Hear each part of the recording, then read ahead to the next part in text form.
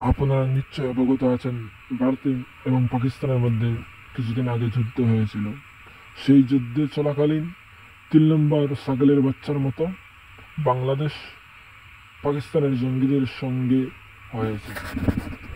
ওরা ভুলে গিয়েছে, একাত্তরে বাংলাদেশ স্বাধীন হতো না যদি ভারত তাদেরকে সাহায্য না করত। তৎকালীন প্রধানমন্ত্রী ইন্দিরা গান্ধীজি বাংলাদেশের অসহায় মানুষদের উপরে পাকিস্তানের অত্যাচার আর জুলুমের গুলো দেখে পাকিস্তানের দাঁত ভাঙ্গা জবাব দিয়ে পাকিস্তানকে টুকরো করে বাংলাদেশ নামক একটি দেশকে স্বাধীনতা করে দিয়েছিলেন।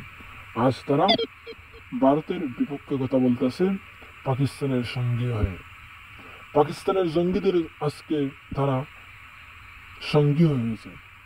বড় আফসোস, যেই ভারত তাদেরকে পাকিস্তানের জুলুম থেকে রক্ষা করেছিল, আজ তারা সেই পাকিস্তানের সঙ্গী হয়ে ভারতের বিপক্ষে কথা বলতেছে। ওরা হয়তো জানে না ভারত এমন এক দেশ যে দেশে ক্ষমতা রাখে যে পাকিস্তানের মতো দেশকে টুকরো টুকরো করতে।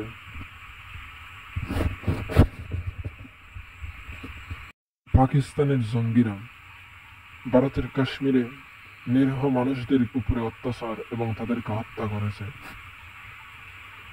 সেটা ভারত একটা উচিত জবাব দিয়েছে পাকিস্তানকে। পাকিস্তানের অনেক জঙ্গির ঘাঁটির মধ্যে ভারতের আক্রমণ করতে এবং ধ্বংস করতে সক্ষম হয়েছে। এটাই ভারতের একটা বহুত বড় সফল। আমি আপনাদের সামনে এই এতটুকু কথা বললাম কারণ বাংলাদেশের কিছু টেফা লিডাররা রয়েছেন যারা অনেক লাফাচ্ছেন, তাদেরকে নিয়ে আমার এক ভাই কিছু কথা বলেছে, সেই কথাগুলো তুলে ধরার চেষ্টা করব। সবাই দেখতে থাকুন। ধন্যবাদ। বাংলাদেশে যদি পাগল তাহে একমাত্র একটাই আছে, ইমন পাগলা খালার গুত মাদার চোদ কইসত কিতা ইন্ডিয়া পাকিস্তানের ডরে IPL বন্ধ করে দিছে মাদার চোদ পুরানের আলার পুত।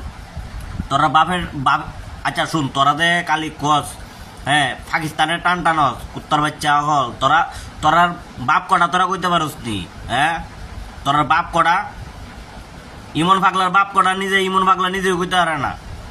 আসুদা হল বাংলাদেশি হল, তোরা নিজের বাপরে তোরা চিনস নি রে? তোরা কই বুক আদ দিয়ে কইতে পারবি তোরা বাপ কটা? আল্লাহ করে আল্লাহ হল, তোরা কস পাকিস্তানের ডরে ইন্ডিয়া IPL বন্ধ করে দিছে। আল্লাহ বাপ যাইতে হল।